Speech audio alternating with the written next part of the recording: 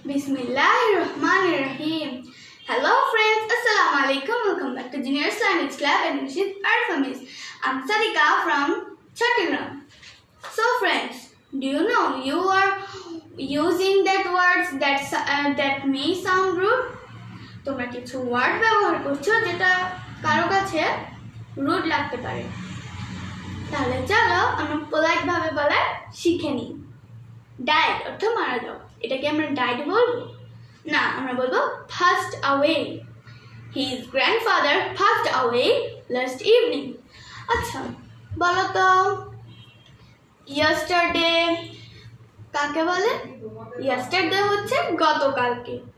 এরপর day after tomorrow কাকে বলে? day after tomorrow পরশু।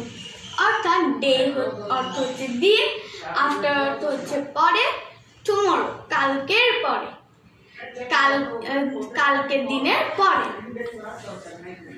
then fat full figured because fat sound rude, say full figure. fat অর্থ হচ্ছে মোটা, আমরা কি বলবো? full figured.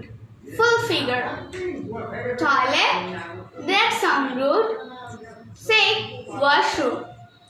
washroom. is this handicap অর্থ কি? প্রতিবন্ধী। handicap spatially able because handicap sounds rude, say spatially able. My friend is spatially able. maid যারা আমাদেরকে ঘরের কাজে সাহায্য করে। home aid not homemade, it's home aid, AID, aid, home aid.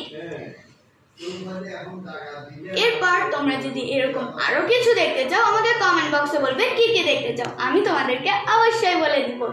আল্লাহ হাফেজ।